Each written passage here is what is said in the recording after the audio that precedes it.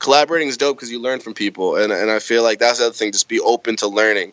Like, you can never stop learning. Sometimes people get stuck in their own way and just of how they do things, but never be too closed. Closed out. You got to make sure that you're open to learning new things. 1, 2, yeah. Come on. 1, 2, 1, 2, 1, 2. 1, 2, 1, 2, 1, 2. Yes, sir, you are tuned in. This is for the SB1200, ASR 10s and NPC heroes. This is for the crate digging, loop getting, sound manipulators, the Fruity Loop reasoning machine innovators that pump the bass and frequently freak the kick in a stand till it slaps in your speakers. The sound providers that make sure the song is tight. Shout out to the producers, beats grinding live. Shout out to the producers, beats grinding life. Welcome to the Beats Grinding Life podcast with your host Siren, a weekly interview podcast with inspiring music producers, where every week you will learn from a different music producer how to potentially take your music career to the next level. What's up, Beat Grinders? This is another episode of Beats Grinding Life. I'm your host, Siren, and today we got Jon Glass. Jon Glass is a hardworking, talented, and driven producer that is native to the Boston area. He is the founder and leader of Glasshouse Productions. Right now he serves as the DJ and producer for a young up-and-coming rapper named Token. He has made music for Boston's own REKS and Termanology. You may recently heard some of his beats on Sway's In the Morning, Friday, Fire, Freestyle. Please help me welcome the 2014 Producers United Producer of the Year, Jon Glass. Yo, what up, man? How you doing, Jon? What's good, yo? Thank you for having me, man. I appreciate it a lot. Yeah, no doubt, man. Well, I gave a brief intro. It may not be all that brief, but I gave an intro of you, man. If you don't mind just letting the listeners know a little more about yourself, man, please do. Yeah, thank you, yo. My name's Jon Glass. I'm a producer, native to the Boston area, just like Siren said. Grew up in Beverly, which is actually also the home of some other local greats like Esoteric and 7L. So shout out to them and the whole Czarface crew. They're doing the damn thing right now as well. No doubt. But just like, I'm just a lover of hip hop, man. I'm a fan of the music first and foremost, and because of that inspired me to actually start creating some music of my own. And since then, I've kind of never looked back, and now we're here today, and I've been able to work with some really talented people, from like you said, Term to Rex to Joyner Lucas to Slane to like Sky Zoo, like all these other like really really great guys, and it's been exciting, and now I'm able to hopefully get the music out on a larger platform, thanks to Sway, and it's been exciting. Just gotta looking forward to the future and what everything's got in store. Nice, man. That's awesome, man. It sounds like your future is bright, man. I mean, you mentioned Sky Zoo and some other people in there, so you work with some pretty big artists, man. And from what I've heard, I got to listen to your music yesterday and today. Man, it sounds like you're on your way, man. I'm digging what you're doing. You and Token have a great chemistry, and I can see you guys going very far in this industry, man.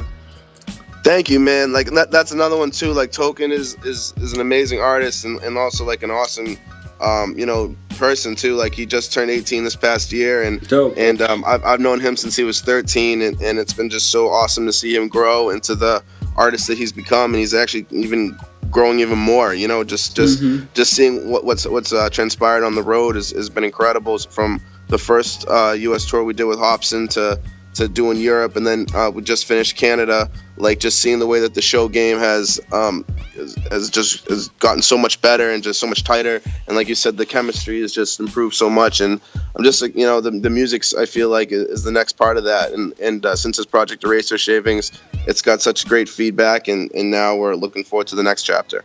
Dope, man. That's awesome, man. Well, man, yeah, like you said, you got a lot of things coming up, a lot of things on your plate, man, with you and Token. Man, but we know, man, before all that happened, man, or actually we don't know.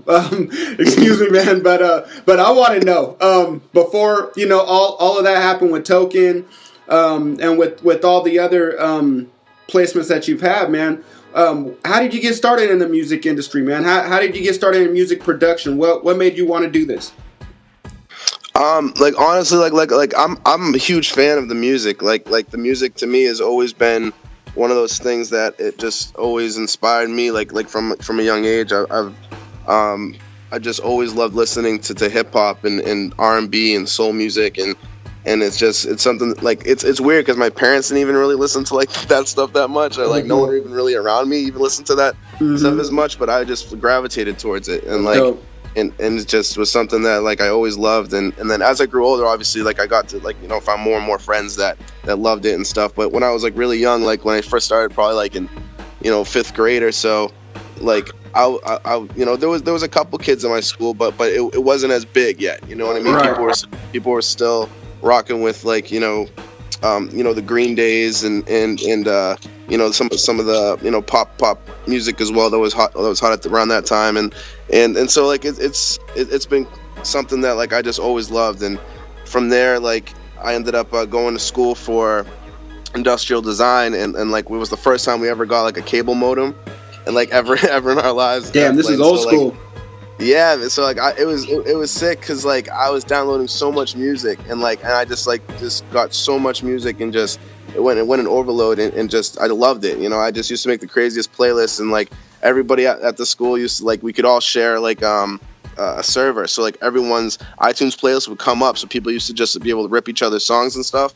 So people used to always go to my my playlist and jack all my music and stuff all the time. And just like I just loved it. Like it was just something that I took a lot of pride in, just because I just was a big lover of like good music, and so from there like I just was drawing and doing that shit all the time, and then eventually like I got like Fruity Loops, and I started messing around because I heard another friend on like another floor was using it, and just I sucked for like 5 years, but like I just loved it. It's just something I loved. I loved like it's like when you go to the gym and you start like working out, like you're gonna be like, wow, this sucks, and like after a little while you're gonna start to like see like some improvements, and then you're gonna start to like enjoy it that much more because like, wow, I'm getting better. Like now I actually want to do this more. So it's like one of those things where you start to kind of just keep getting into it, and then the more you improve, the more you want to do it. So right. I just never look back after that. That's dope, man. But without the love for music, man, you probably never would have stuck with it, man. That's what it's about.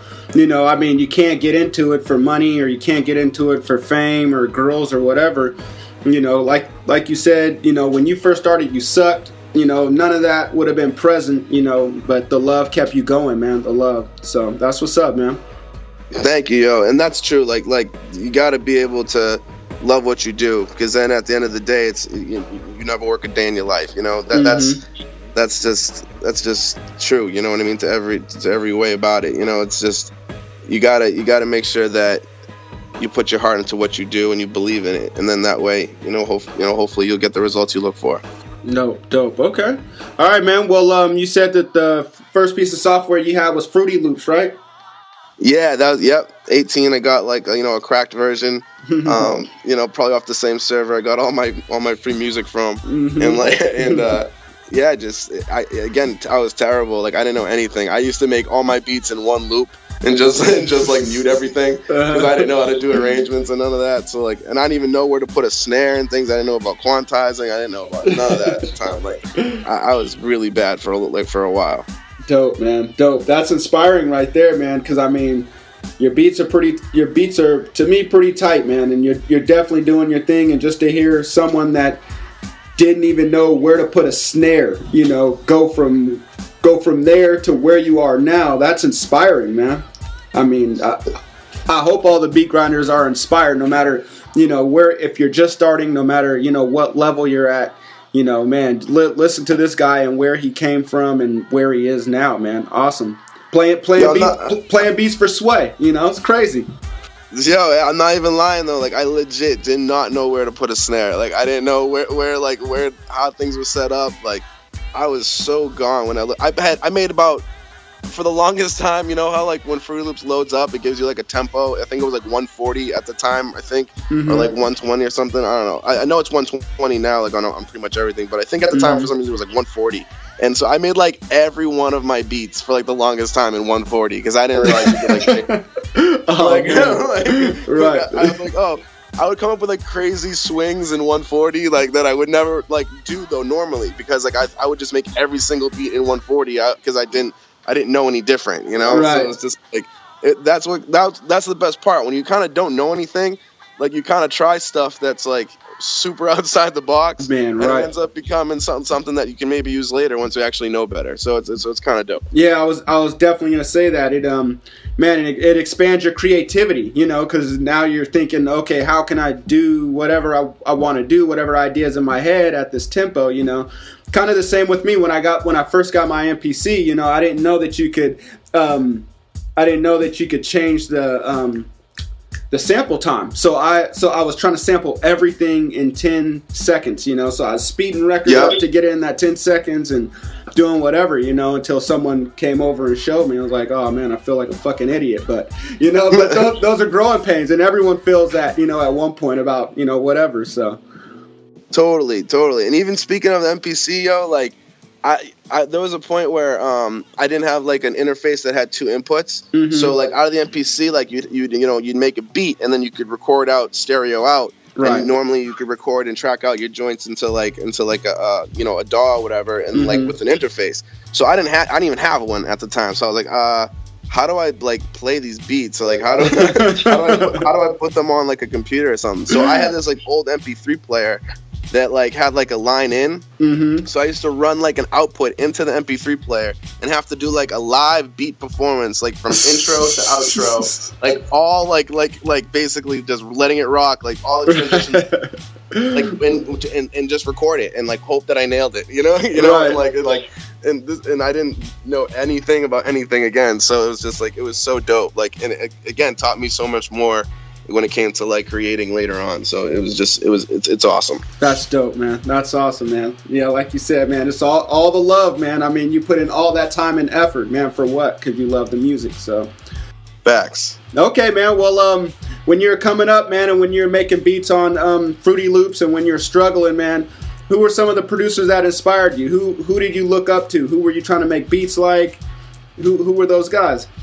When I first started, like Ninth Wonder was like one of the main reasons like I started making beats. I just loved his beats and how he chopped samples. And then like I realized how like what samples were like through like more like Kanye and stuff. And then like Pete Rock and Premier were 2 people I've always tried to emulate when I was younger. Nice. You know, Pete Rock with the whole filtering of the bass thing like was like life changing for me, like that little steez was like my shit, like for forever, you know, just like basically coming up with like a 2-bar loop and for the hook and then filtering it out and peppering some like things over the top for like the verses and stuff, and like that was just my shit. So like those 3 were like my biggest ones, and like Booney Mayfield was like the main reason I bought my MPC. Like watching him on YouTube, I was like, holy shit, you can do this, like, I was like, that's incredible.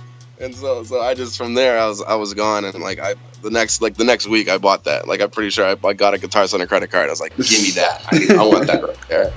That's dope. Which MPC?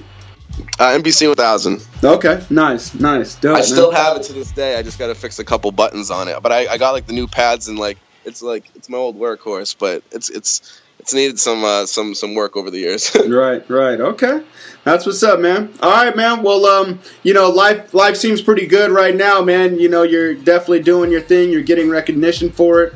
But we know that you know, a career isn't full of just accomplishments and the spotlight on you and just, you know, everything being good, man.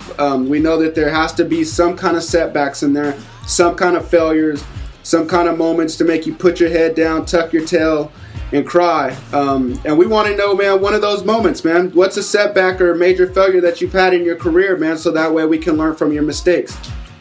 I mean, like that's a great question. Like I feel like there's I don't know if there was ever like a one moment, but there's definitely been like these kind of like little losses along the way that that they hit you hard sometimes and stuff. But I would say like one of the big things was there was a time I was working at the restaurant. I was like a restaurant person forever, like just working in restaurants and shit. And there was a point where I was working at this one spot, and I got an opportunity the next day to go to New York and to be a part of like this event. And so I told them, I was like, listen, like I need to kind of do this thing or whatever. And I was like, and they're like, well, we need to find coverage. So I worked like, and tried to find like as much as I could, and no one, could do it for me. And I was like, all right, well, I'm going. So there's really not too many other options about it. So, right. And so I ended up losing my job, but I went down there and then ended up getting a parking ticket down there. I ended up missing, Token was also part of one of the ciphers there. So I missed his I went to go try and pay the meter because I had it like on like my alarm basically to make sure I ran downstairs in time. Uh-huh. So I ended up missing the meter and got like a parking ticket. And I missed Token's cipher. Oh. I lost my job. We got stuck in like so much traffic back. I was like, oh, this shit sucks. As soon as we're pulling in like Token's driveway, I ended up getting an email from a song that like I didn't know was gonna happen, and like the dudes that hit me back like, yo, I got a video concept, blah blah blah, all this shit, and I was like, oh, this is awesome. And so like from there it was just like, everything that happened that day, I was like, I knew that it was all gonna be worth it, because this is the reason why I did it all. So that's dope, man. The love of music. Right. Yep. Exactly. Man, that's what's up. Well, man, though, I mean, one thing that stuck out to me was that you were like, fuck it, I'm gonna quit my job to pursue music. That's pretty dope. I mean, I know not a lot of people have the guts to do that. A lot of people do want to do it, but don't have the guts. And I commend you for that. That's what's up, man. And taking all those L's in one day, that had to be hard. It happens, yo. You know what I mean? Like I feel like that's like all the losses that you kind of take over the years, they kind of prepare you for like some of those moments where you kind of like the fight or flight type shit, right. Where you kind of decide like really what you have to do and what you believe in, and I feel like all those different moments help make it easier for you to make those decisions. Like like I remember losing my job right when I just got my studio space, and like I was like like my manager knew I invested all this money into my space, and like took all my money that I was making from the restaurant and putting it into here, because like this was like something I really was looking forward to doing. Right. And then all of a sudden just lost my job out of nowhere, and then I was like what the fuck, and like I just got this spot, I couldn't even like finish it, and it was just I put me in such like a funk for like a couple months. I couldn't even get the space going the way I wanted to in time, and so it was just like what you learn like from different of those things. After that, you're like, all right, whatever, I'll take on whatever, because I believe that this is the one constant that's always been there, and that's music. So everything else you can kind of like deal without, except for like kind of family and good friends, and like those people you always have to hold close. Dope. Okay, that's what's up, man. That's the last few sentences were definitely great advice, man. I appreciate you sharing that, man. Like you said, the one constant is music. Everything else is like whatever. Except for family and close friends, man. That's what's up. Well, thank you for sharing that, man. I appreciate that. No doubt. Okay, man. Well, we're gonna hop to the other side of that, man. We know, that you had these major setbacks, but I'm sure that you've had some pretty damn good achievements in your career. I know I can name a few, but I want you to name the greatest achievement that you consider in your career thus far. Dude, like there's so many things that like I've always dreamed of doing that have happened, and so like it's just kind of crazy. Like there's really not like one that, like when you're a kid, when you're just thinking about all the things, or even when like when you're starting making the music, there's certain things that you're like always like, oh man, I hope to one day tour, like I hope to one day meet people like Sway, like and so like when those things happen, it's so surreal, and it's still like very surreal to me that some of these things that we've experienced, and so like all those things have been like an absolute honor. But like the biggest thing I feel like hasn't even happened yet, and I know that my Suicide Squad partners Melks and Eddie will tell you too, like we're still waiting to open up this bottle of Brugal that Melks brought back from the Dominican, and we call it the Grammy bottle. So we're holding this one, and I know that one day it's going to come, and we know that it's going to be sooner than we think, and so I've been holding this one, and that's the one that I really can't wait for. Okay, that's what's up, man. I like that. I don't even know how to express this, but man, I mean, it's like there's a prize, I mean, of course the Grammy is a prize, but what comes along with that is that bottle, man. That's pretty dope, man. I'm not even like a drinker. Like, I'm not even like a drinker like that, but it's just like, yeah, like you said, it's like what it represents, It's like the celebration and the like you said, the reward, like the carrot, as they say. Yeah, there you go, the carrot. I wasn't low key calling you an alcoholic though, just by the way. No. For sure. Okay, man. Well, that's what's up, man. All right, man. I want to know, man, what does the typical day for Jon Glass look like? Because, I mean, I'm trying to get on your level. I'm trying to play beats for Sway, and I know a lot of the other beat grinders are trying to do that. But we know it didn't just start with just you showing up there, man. It probably had to do with your everyday grind. So what do you do on the daily, man, so that way we can kind of model our day after yours and be just as great as you? Dude, wow, like that. With that kind of introduction, like I feel like my answer is gonna be like so like underwhelming. Like it's so like I don't know. Like I'm super all over the place. Like I also engineer, for people and stuff too. So sometimes I'll have sessions and like that will kind of dictate like where my day goes and how my day is spent. But other times, like I'll just wake up, and every day I always wake up and go through emails and go through social media and stuff like that. And I've learned over the years like different target times to kind of look for posting and stuff like that, and things of that sort. And so I kind of focus on those type of things like when I first wake up and just catching up on some business stuff. And then from there, like either just doing sessions or just literally working on beats like all day, or just working on mixes or working on ideas or whatever it may be. Just spending whatever free time I have, essentially, pretty much working on music. And so I'm usually up to like 4 a.m. and like sometimes 6 a.m. just putting in time, just trying to get better. And it's dope too, because like at my space, like mad people will just drop in. Like every Tuesday we do like a Suicide Squad session where we always like create music together, and our buddy Tom Forbes will come through and play bass, and our other buddy Oz will come through and play like guitar and bass, and we have another good friend Corey that plays trombone. So it's just awesome. Like it's just being able to just collaborate with lots of other talented musicians and also producers. So it's pretty dope. Okay, that's what's up, man. You said you go to sleep like around 4 to 6 a.m. What time are you waking up? It depends, man. Like sometime like it depends. Mostly like I'd say like 11. But and that's something I'm not even like proud to say. Like I honestly I wish I was more of a morning person, and I wish that like I always want to kind of fix the clock in a little way, but it's just I just try and get like at least 6 to 8 hours of sleep usually a night. Nice. Mainly 6. But like a lot like sleep's important though. People undervalue sleep a lot, like the no sleep gang and stuff, but like in order to be able to think clearly and create clearly, I feel like sleep's still important. And obviously there's going to be times you're going to have to grind it out, and you're going to have to spend time with little to no sleep, and I feel like being able to be well rested will help prepare you for those moments. Right. So nice. I think it's good. Yeah, man, there's nothing wrong with grinding it out and pulling all-nighters, but at the same time, I don't think that you're supposed to do that every night. I mean, if you have deadlines or whatever, definitely. But like you said, you definitely got to take care of yourself, man. So that way you can you can produce, you can be the best person that you can possibly be. So, yeah. You mentioned the Suicide Squad Tuesdays. Can you just speak about the importance of collaborating with other musicians? And I mean, not just producers, but musicians, that aren't on the pads making beats, but people that are actually playing instruments.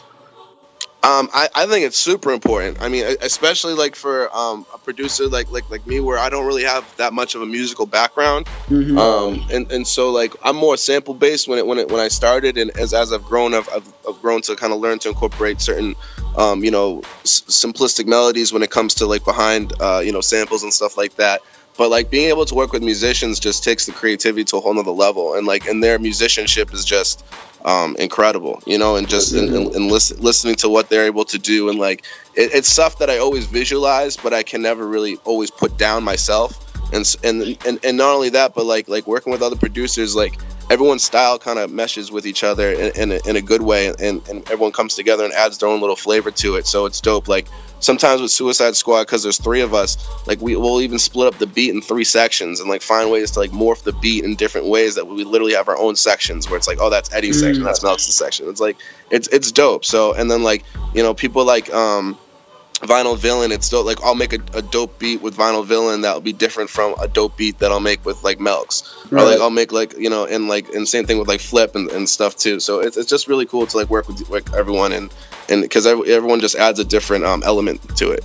Okay, that's what's up, man. Yeah, you mentioned Flip, man. Shout out Flip Jackson, past guest on the show. Y'all definitely go check out that show. He's a beast, man. That's my dude, yo. He's just like, he's always just a good source of just great energy and just like, and he's just so hungry and just, he's always just bringing like good, you know, good energy around, good vibes and good music. So he's a good dude in my book. No doubt. Okay. All right, man. Well, this next portion of the interview we like to call In the Studio.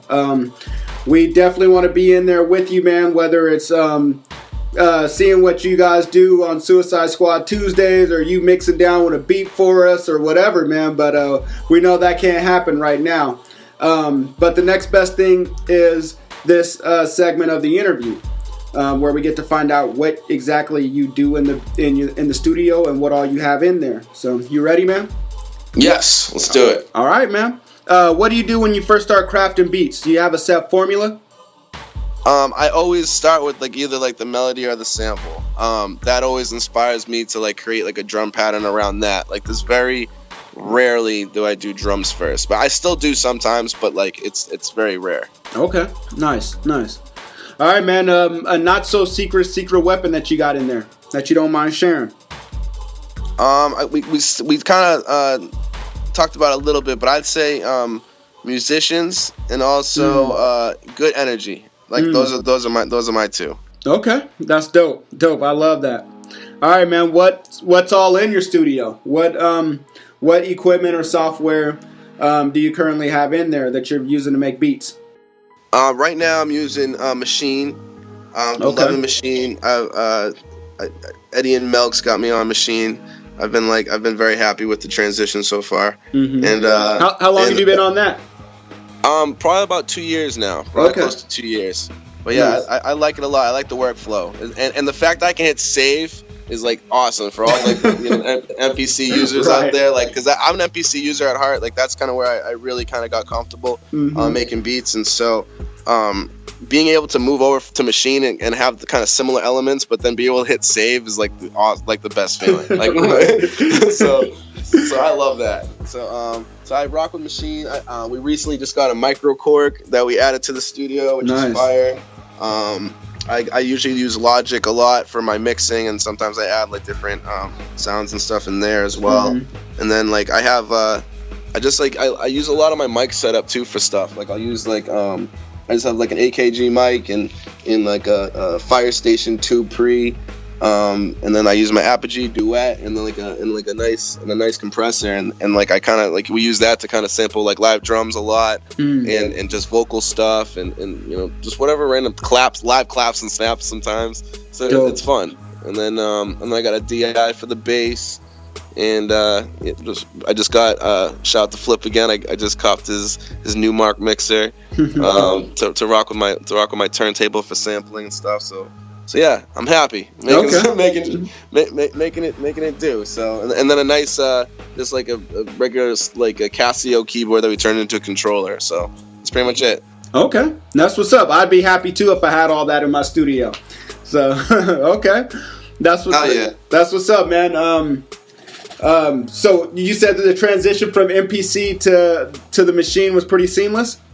Yeah, it wasn't bad. Like there's certain things like just kind of navigating through like the software and stuff, just getting used to like where all the buttons are and how to like, you know, I like where like there's certain styles from the MPC that I kind of like to bring over to the machines. So so the way like the kind of the samples cut each other off and stuff like that. And so like those type of stuff I had to learn, like adjust to at first and figure out how to do those things. But once I kind of got the hang of it, I've just worked really quick with it. And I definitely don't know all the ins and outs. Like there's so many more things. Like Melks is always like showing me something new every Tuesday. So it's always cool like finding out new stuff. And I'm always like acting all mind blown. Like, what, you can do that? Like, dude, you've had it for like 2 years, dude. Just like take a little time to do research. But I'm so impatient, so I just like creating. Yeah, I thought it was pretty seamless as well, man. I mean, there are some things that left me a little frustrated, but I think overall, man, it couldn't have been any better to go from the MPC. I have an MPC 2000 XL, and to go from that to the machine, man, it was pretty simple, man. So nice. Okay, man. Enough about me, man. Beat Grinders. If you guys want to do any research or find out anything that's in Jon Glass's studio, I'll have links under the show notes, and you guys can check out all of that. So, okay, man. Well, this next portion of the interview I like to call In the Mix. It's rapid fire. We're gonna move a little quicker than before. So I'm gonna ask you some questions. You spit them back to me pretty quickly, but at the same time, if you need to take your time, please do. I want thought out answers. Cool. All right, man. Do you prefer using samples or making beats without samples? Mainly samples, but both now a lot more. Okay. I had a feeling you were going to struggle with that one because you said you're trying to make beats without samples now. Exactly. Because now I feel like just because of like, like all the, clearance stuff, it's like I'm definitely looking more to do like the sample free things. But at the same time, it's like, it is what it is. Like, just good music's good music, no matter how you cut it. Yep. Okay. What's your opinion on selling and leasing beats online? I think I'm for it. I don't know. It's such a weird thing because we just had this conversation like this week. So it's like I'm for it. I'm for it in some ways. I feel like it depends on what you're trying to do. It depends on what your goals are. Okay. All right. A plugin that every producer should have in their arsenal. The L2. Nice. Okay. That's a limiter, right? Yeah, I feel like for those that don't do mastering yet, like are like kind of just starting out or just trying to like get their beats out and just get them heard and loud and stuff, like it's just good just to throw on the master sometimes, just to give you that extra oomph, just to kind of put it over the top. Okay. Is that's a Waves plugin? Yep, comes in the Waves. Dope. Okay. All right. Do you have a book that you think every producer should read? And it doesn't have to be music related. It can be, but it doesn't have to be. I'd say I'm not even like that big of a reader, but there's one that I got a couple years ago. I think it's the music, everything you need to know about the music business. Cool. I think it's like Donald Patton, I think. Yeah. And I found that really useful just because like no matter what you do, a hobby, if it's a job, whatever it may be, anything you put you're diving into, I feel like you should know the business that you're getting into. So that's definitely a good book to read if you're interested in being in the music business in any capacity. So I definitely recommend you check it out. Dope. Man, most mentioned book on here is that book right there. So Beat Grinders, if you guys don't have it, please go to the website. I'll have a link. Check it out. All right, man. Is there an internet resource that you use that you think that every producer could benefit from? That being a website or a mobile app? I love like a lot of these like sites you can get like the royalty free samples from. So I'm always on Drum Broker or like Machine Masters. And then recently, my homie Knox, shout out Knox Beats, who's a monster up in New Hampshire and like an incredible engineer as well. He put me on a Splice, and nice. And Splice is sick, and like you can kind of like buy sounds per month based on like whatever package you get, or you can even rent plugins or rent VSTs, and so like it's kind of sick. Like there's a lot of things you can do. You can even like co-produce stuff up on the site with the cloud. It's weird. Like it's endless. Like it's kind of crazy. There's like so many ins and outs to it. That's dope. I use it just mainly for sounds, but I know like there's even way more that you can get out of it. So I'd say those three are the best. Okay. Past guest Trizza talked about Splice. He put me onto it. I haven't really got got all the way into it, but are you paying for it? Are you paying like monthly? Yeah, I do like one of the monthly packages. What's dope is like you don't need to get like a whole kit. You can kind of be selective, or you can like type in like certain keywords and just kind of scroll through and find things like that. But like I was talking to someone about it, and you really need to like dedicate time to it. You really need to like kind of sit down and like really like kind of figure out what you want, because like there's so many things to get, and I usually get drums like elsewhere. Also, it also depends like stylistically what kind of beats you're trying to make. I feel like it works really well for like kind of trap stuff and EDM stuff on Splice, or like more like down tempo, more vibey stuff. But then like for like more like classic boom bap, I don't know if it's necessarily like the best site. That's where like kind of like I'll use like a lot of Machine Masters or Drum Broker, because they just kind of have a good mix. Right. Okay. Awesome, man. Thanks for sharing all those websites, man. Of course. And Beat Grinders, I'll have that in the show notes. I'll have links to those websites, and you guys can go on there and check it out. Check all of them out. So, all right, man. Well, I want you. What do you use? What do you use for you said you use machine. So like what's your go-to right now? My go-to would probably be YouTube. You're the first person to ask me, man. That's dope, man.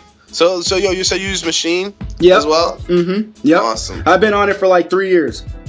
Nice. So you love it. You love it too. You said you thought the transition was good. Yeah. I love Machine, man. A lot of the guests are talking about Ableton, man, and so it just kind of makes me want to just check it out, stick my foot in there and see what Ableton is about, you know. But I'm so loyal to Machine. It's treated me so well, you know. I don't know if I could turn my back on it. Dude, same though. Like I've had so many friends like kind of be like using Ableton, or so many just like other people that I've met that just rock with Ableton, and it's just like it's one of those things like like you said, it's like you're so tempted, but it's like it was one of the, like it was like I kind of like was like that with my MPC. Like I had Machine for like probably a year, and then like I gave it to my friend to borrow forever, and like I was just like, I'm rocking my MPC, so basically like my pad stopped working, and once that happened, like once the button stopped, that's when I kind of went over to Machine. I was like, all right, fine, I guess I'll learn it now. You know what I mean? But I'm definitely happy with it. Dope. Yeah, man. I mean, I would have probably got the Renaissance or the Studio, but it wasn't the Renaissance was way too much, and the Studio, I think it was gonna come out in like a month, and I just didn't want to wait. My screen was going out on my MPC, and I was like, you know, I need something now. I can't wait for the Studio, so I just went ahead and caught Machine, man. And I'm glad I did. So, have you got the Jam? Have you heard about the Jam at all? I've heard about the Jam. I don't know much about it, man. I don't know what I mean. I see people using it with their Machine, but I don't know like what kind of element that brings. Like, do you know anything about it?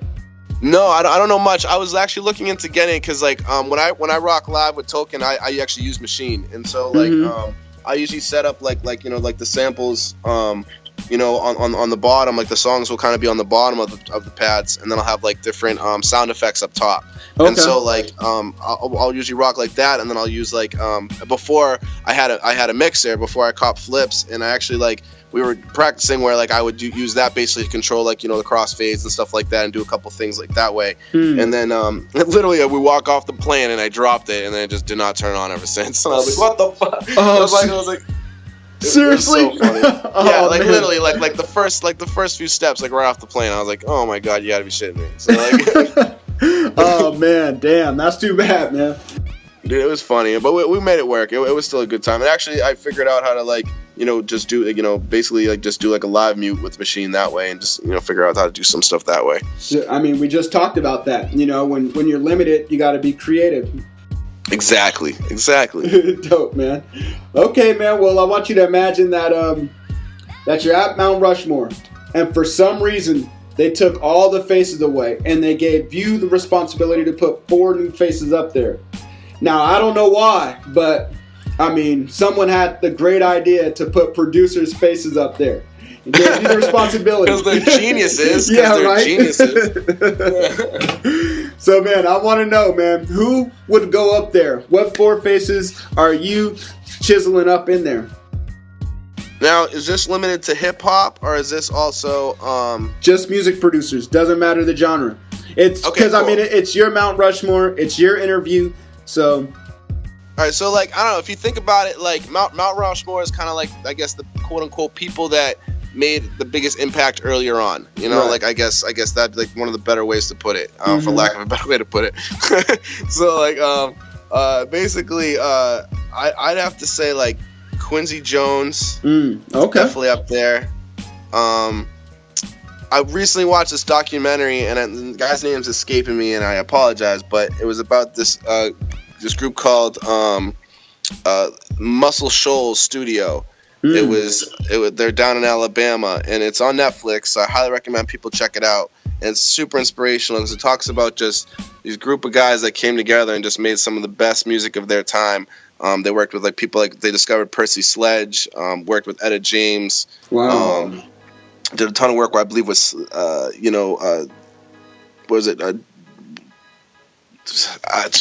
Jerry Wexler. I don't know. I could be wrong. But like I don't know. Just did a ton of work during their time. But like it was just super soulful and just like unlike anything at that time. And people were coming from all over the world to go there. And their lead producer, and they had two that people used to go to. But their name's escaping me. But the guys at Muscle Shoals definitely I'd put up there. Like their imprint, what they did. And then on top of that, I'd have to say Dr. Dre for sure is up there.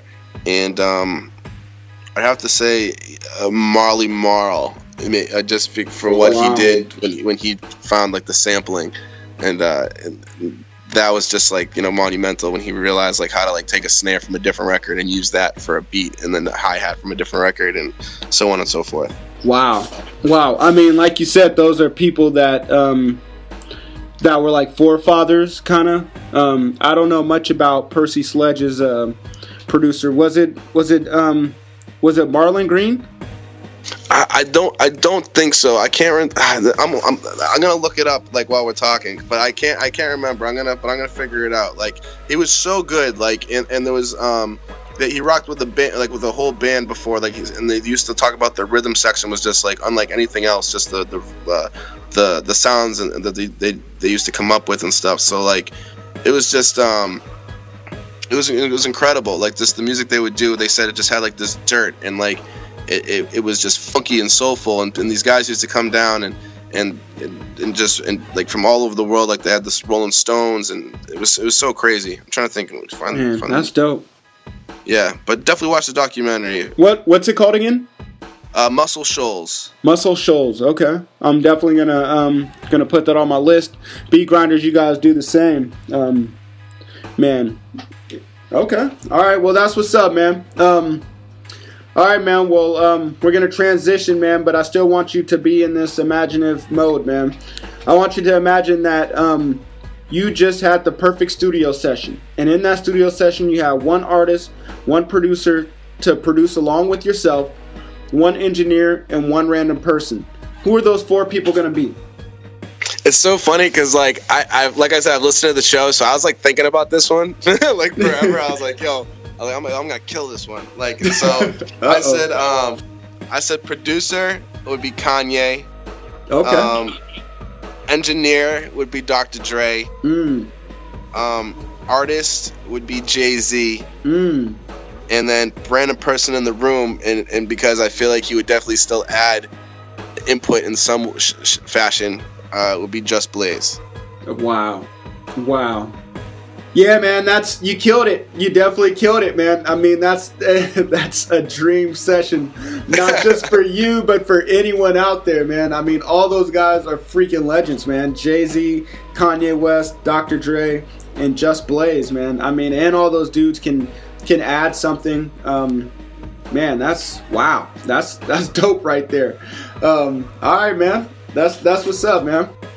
Man, I would love to hear what you guys would be able to do, man. I mean, wow. That would be stupid. I'm just trying to imagine, man, like who would do what, because Just is not just going to sit there and be a random person. You know what I'm saying? He's going to definitely contribute to the music, man. And Dr. Dre probably wouldn't just be the engineer either, you know, so.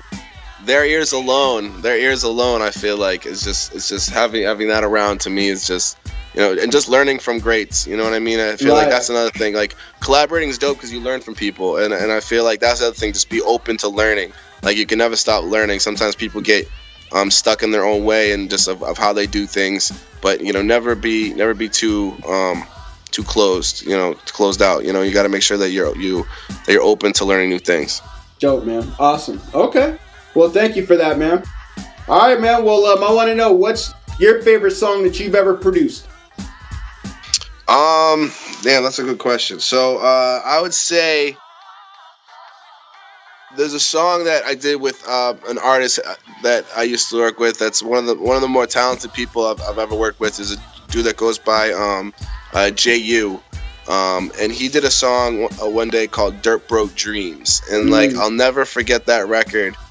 Just not only for like what that record like meant and signified, but like I just remember that record like it was yesterday, because like I'd sent them beats a little while before, and I'd been talking to his producer, engineer for a little while too. And I was sitting in my internship, and I was literally like doing like just some BS like updating Craigslist ads or something like that. And like I'm just literally sitting there and like getting texts and like and he's like, yo, Jay's about to do a song to one of your joints. And I was like, oh, word. I was like, that's awesome. So I'm sitting there, and like a couple minutes later, he's like, yo, this shit's crazy. And I'm like, oh man, like I can't wait to hear it. And like literally like 3 minutes later, he goes, yo, he just did the whole song, like no breaks, like three verses, hooks, everything. Like yo, I'm about to send it to you right now. I was like, what? like I was like, are you kidding me right now? Like I did not expect that at all. And like that was like I think the first record officially that like we really did and like together at that time, and so like it was just dope. And so I remember like literally like getting up and like leaving like where I was sitting at the internship and just ran to the bathroom and just like listening to my like in like the bathroom stall. I was like geeking out. I was ready to walk out, just kick my chair over, and be like, I'm out. Oh man, isn't that a great feeling though? I mean, it was awesome. It felt so good. Honestly, it made me feel like I don't care what I have to do for the next couple hours. I don't care what Craigslist ads I'm filling out. Like I was just so happy to hear that record. Like it was just like it made everything else just like who gives a shit, That's awesome, man. Well, where can all of us, the Beat Grinders, where can we hear that song? I'm pretty sure that's on his Bandcamp page, .bandcamp. But also it might be on our SoundCloud page too, soundcloud.com. /Glasshouse Prods. You can check out a bunch of music there from like the whole Glasshouse team over the years. The team's shrunk a little bit more recently now. Like kind of, it's more like composition. Dukaran, they've both been like doing a lot with their stage game, but now they're getting ready to put out like a lot of dope music. And then obviously Token spawned from Glasshouse as well. He's kind of doing his own thing now. Under his own kind of name, but we're still very supportive and pushing him and every step of the way, just there to help for whatever he needs. So it's still all love. Okay, that's what's up. Well, man, y'all go check it out, man. I know I did see a couple JU songs on there, so I'm gonna search for that song and see what else I can listen to as well. So, okay, thank you, man. Yo. Yeah, no doubt, man. All right, man. Well, I want to know. What album besides one that you worked on would you recommend for all of the Beat Grinders to listen to, and why? For hip hop, like I know everyone always says Jay Dilla changed their life, and he's always been a huge impact, like for me and a lot of other great producers. Rest in peace to him, but I would definitely say like the To Pimp a Butterfly like changed my life as far as I'm concerned. Like to me, that was the first time like I heard an album of that caliber, like where it wasn't just beats anymore. They were like productions, that kind of changed my whole outlook of making music, to be honest. And that's like when I really just kind of started thinking a lot more differently. And I've always been really heavily influenced by the West Coast sound and like their mixes and their style and like.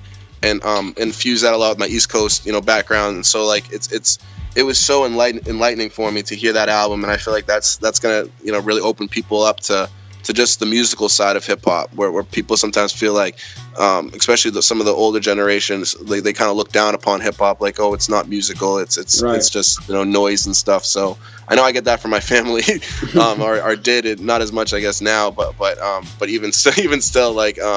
it's more like, I thought it was such a musical project, and it really just took hip hop to like a whole nother place. Right. Yeah, for sure it did, man. It definitely did. I was just talking to someone about this recently, where I feel like every genre of African American music was definitely incorporated in that album somehow. You had hip hop, you had jazz, you had R&B, you had the blues, you had, everything was in there, and to me it was a complete perfect album. I mean, I know a lot of people didn't like it because it wasn't familiar to it. It just didn't sound like a typical hip hop album, but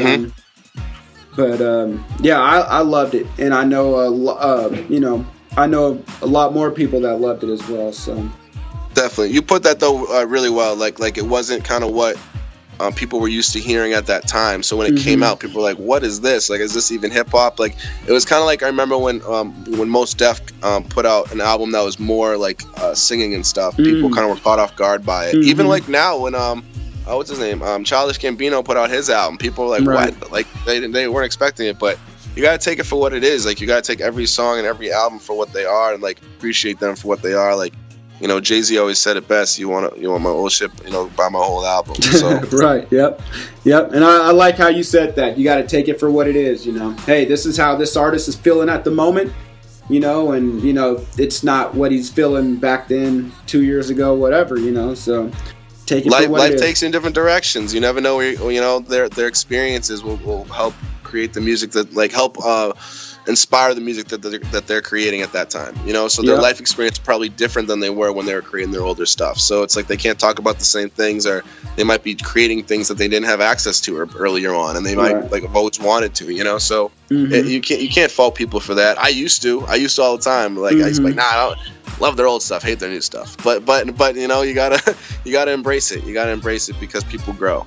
Yep, no doubt. No, one artist that came to my mind when you said that is Common. Like, just to see his career just make a drastic change from "Can I Borrow $1?" He's on there talking about whatever hoes and drinking, and and then now you look at him and he's not even that type of rapper anymore. It's crazy. You wouldn't even associate him with that stuff. Like, the generation now wouldn't even think about him in that light. They Right. Like, what, Common? Common hollering at girls? Like, he used to have skits picking up chicks. Like, it was the best. Like it was, and like that, like, but that's what's dope about Common. Like, his history's ill. Like, he earned that right to be able to talk about these things. You know what I'm saying? Like because he's been through so much, and he sees like both sides of it. Which is dope. Yep. True artist, man. I mean, that's what an artist is. They're gonna draw off of, like you said, their experiences and what they're going through, man, and show that in their artwork. So. Hell yeah. Okay, man. All right, man. Well, I want to know, man, if you woke up tomorrow and you lost everything that you had except for $1,000 and the knowledge that you've gained over the years. So that means everything. That means that machine that you got. That means the Suicide Squad, all your contacts, everything. You're pretty much on another planet identical to Earth, with just $1,000. What would you do in the next week to restart your career? I would probably buy a computer, a refurbished computer, a modem. Definitely need a modem because you gotta be able to access those samples and get those sounds you need, and to put on the computer. And then I'll probably end up finding some sort of crack software because I only have $1,000, so I probably couldn't afford it at that moment, the real deal. And then a pair of headphones, so that way I can at least listen. Dope, man. Dope. Oh, okay. That's what's up, man. What kind of headphones would you get? Would it matter? These new. What's up? I said, would it matter? I mean, I feel like you're balling on a budget at that point, right? So you kind of have to take that into account. But there's one of the first pair of headphones I ever got was from school, from the Art Institute, and they were a pair of Sonys, and they were I think around $75 to $100, but they were the most comfortable headphones. They were super flat, and I loved them. To this day, they're still my favorite headphones I ever owned. Dope. Okay, that's what's up, man. All right, man. Well, I want to know, what does legacy mean to you? And when it's all said and done, when it's over with, what do you want your legacy to be? Legacy to me is super important. People who say that it's not, I feel like are lying. but I feel, but on some real shit, like legacy is like really important because like at the end of the day, like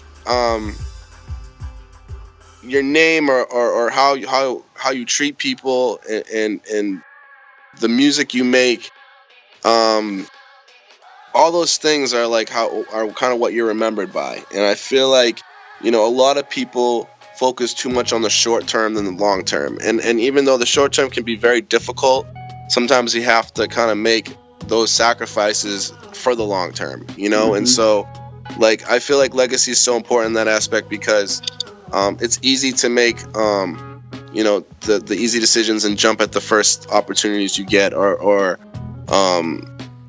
you know, sell beats for maybe a value that it's not necessarily worth, but you need to right now and stuff like that. There's so many different scenarios when it comes to those sort of things where you're shortchanging yourself. And I feel like if you believe in yourself and you believe in what you're doing, and you're doing it for the right reasons, you know, I feel like that's where the legacy will carry out in all the right way. You know, I feel like that's where, you know, things that you do will be remembered for all the right reasons, you know, and you won't be remembered for you know, doing all those other things that maybe you're gonna look back on and have regrets about. Dope, man. Dope. Awesome. And it's important that too, like some people want to be famous, and that's cool. Like I respect that completely, and I think fame is cool. I've never personally wanted to be famous. I've always wanted my music to be famous. That I feel like is a big difference. And I think nowadays it's more difficult to stay out of the spotlight and while still working on that aspect of making your music famous, because I feel like now you have to kind of like producers have to become more like the artists in the sense that you have to kind of be out there more, you know, with the social media and stuff, and you have to kind of show your face a lot more and do those sort of things. So I think it's a little more difficult in that regard, but I still think that like I would much rather my music be famous any day of the week than ever myself personally. I'm a very private person, so I feel like privacy is super important, and I know the bigger that your celebrity gets, it's more difficult to sustain your privacy. So I hold that dear to me. Okay, that's what's up, man. All right, man. Well, thanks for sharing that, man. You dropped some gems in there for sure, man. And you know, especially with the short term versus long term, you know, yeah, you may get instant gratification with the short term stuff, but does it really, you know, how is it going to affect, you know, your overall appearance when it's all said and done? How is it going to affect your legacy? You know, something to definitely think about, you know, and as we go through these days, you know, each individual day, it's all building up into one big thing, you know. So thanks for sharing that, man. Absolutely. It's so funny you said that, like, to the question about legacy, because literally on my alarm clock, it says, like, your legacy starts now. So it's because, like, I'm someone that, like, hits the snooze button, like, 1,000 times, or like, at least used to. I'm a little bit better now, but like, you know, I look at that sometimes and it's like a little reminder to be like, yo, you can sleep in if you want to, or you can get up and you can, you know, really start your day and start getting it. And so, like, sometimes you need those reminders to kind of like look and keep yourself motivated, because it's tough, man. Not every day is sunshine and palm trees out this motherfucker. So, yeah, you're right. You're right. I'm struggling, man. I have to be at work at 5 a.m. most mornings, so I'm trying to get up at 2:30 or 3 to start the day and do things before I go to work, and it's hard, man. It's easy to just, like you said, press snooze, man, but do what you got to do, man. So all right, man. Well, man, we're just about gonna wrap it up, man. You made it through, man, but first I want to know, what's the greatest piece of advice that you've ever received, and what advice do you have for all the producers listening today? Wow. Advice that I've ever received. One of them, I don't know. I always go to this one, and it actually came indirectly from a song, from a Murs record. Dope. And he said, "It's not perfection, it's progression." And that I've always kind of lived by that. Like at the end of the day, because perfect's so it's difficult to obtain, and you're gonna kill yourself trying to do it. You know what I mean? And like, and you're really gonna beat yourself up over it.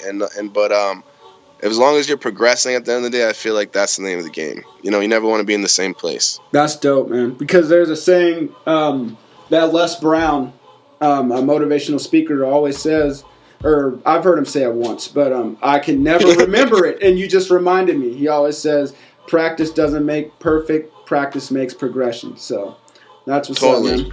Okay. All right, man. Well, thank you for sharing that, man. No problem, yo. All right, man. Well, like I said, you made it through, man. Hope it wasn't too grueling or anything.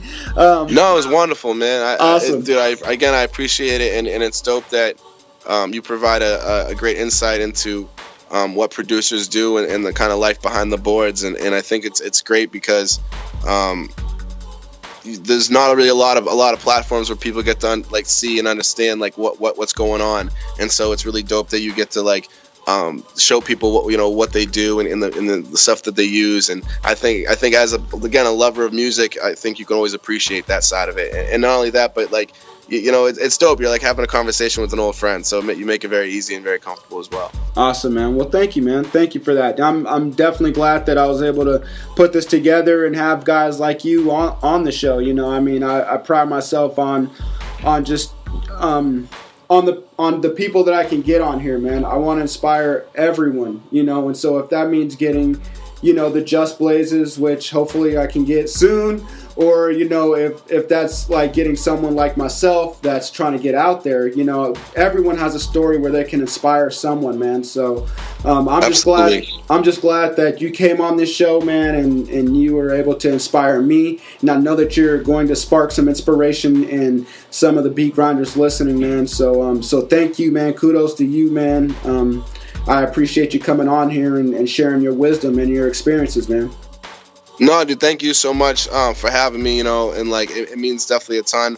Like I said, I've been a fan of your podcast and what you're doing in general, and so I think it's really dope. And I'm glad that I was able to give some insight into what I got going on. Dope, man. Okay, man. Well, if you have any more words for the listeners, man, if you want to let them know what you're working on, what they could be expecting, or if you want to let them know how to contact you if you want to be contacted, man, please, here's your chance. Yeah, for anybody out there on the social media, I'm at Jon Glass _ that's JON GLASS _ on both Twitter and Instagram. I use Instagram probably a lot more than I use Twitter, so you can message me there if you want. And Jon Glass Beats at Gmail is one of my go-to emails, so you can hit me there if you want. Also, what was the other part of the question? If you want to let them know what you're working on. Or oh, yeah. All right, if you have any projects you're coming out with. Yeah, so right now it's, myself and the Suicide Squad guys have been working on a lot of great music. Doing some, working on a lead single right now we're going to be putting out soon. Right now, Token's going to be putting out a new record that I co-produced with J57 from the Brown Bag All-Stars, who's an unreal producer and an even better person, wicked good person. And so that I met through another good friend, Todd Ridiculous Dan, who's the man out in Chicago. So if people aren't familiar, he's also another dope producer. But yeah, working on that Token record. It's going to be really something dope. And I know his fans are going to love it. So we're looking forward to that. That's going to be out in, I believe, a couple weeks. And from there, I've been stockpiling records for 5 years. I literally have mad records. So I'm excited just to kind of start the flood, and I feel like the time is coming very soon. So very, very much looking forward to it. Awesome, man. Dope, man. You're putting in that work, man. Can't wait to hear what all you're gonna be putting out. And beat grinders, please keep an eye out for Jon Glass. This cat has some heat, man, and it's not just one type of beat. This dude is very versatile. So man, keep your ears and eyes open, please. thank you, man. I appreciate that a ton, yo, for real. Yeah, man. All right, man. Well, man, we're gonna get up out of here, man. Beat Grinders, thank you for tuning in again. Please spread the word. Subscribe. Let everybody know about the show. And man, you've been mentored by Jon Glass. Consider yourself lucky. And and you guys take care. Salute. Peace. Keep grinding.